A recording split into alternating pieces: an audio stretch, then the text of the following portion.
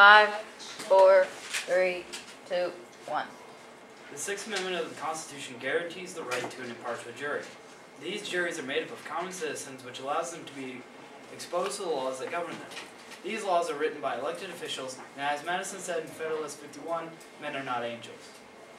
By this virtue, both the jurors and the officials are incapable of producing legislation that is able to hold up under really strict scrutiny. As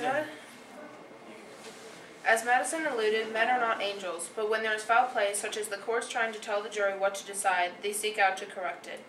Juries can have significant impacts on court cases in this aspect because they have the rightful power to decide a verdict. An example of this act can be found in the trial of John Peter Zenger. In 1734, Zenger had been running his own paper called the New York Weekly Journal and was writing truthful articles voicing his free speech about the governor of New York. These articles later led to his arrest. He was charged with seditious libel and sent to jail. Months into his sentence, the people gained interest about the case, and as they found out the details, they became furious. Zenger was soon given the retrial he deserved. He was put in front of a different jury, and his defense lawyer pled his case, although this time the court tried to interfere with the trial.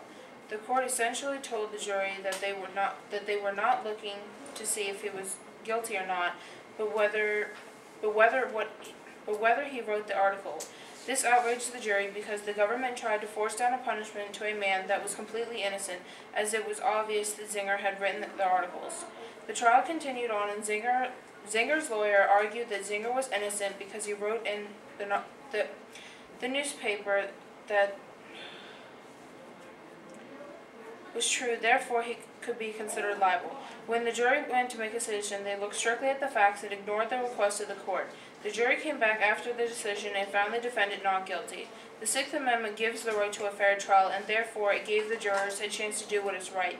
The jury, going against the courts, wanted to prove that the amendment is a powerful tool that can limit the government. The jury is the most effective means of making the people rule well. The jury helps to check the government's powers. When a case is heard by a jury, it is supposed to interpret the fact in cooperation with the law. By the juries interpreting the facts, they help to keep the judicial branch true to the laws they deliver due process to. Also, the people who sit on the juries experience the rulings, helping them to better understand the laws for which they live in. Since the government derives its power through the social contract, it is important that the people understand the laws. A social contract is a voluntary agreement by individuals to form a government that operates to the satisfaction of the individuals. An example of the people keeping control of the government is the Virginia Act for establishing religious freedom. The national government wanted to form a national religion by which all citizens would have to abide by. If people understand their rights, prevented the establishment of the national religion.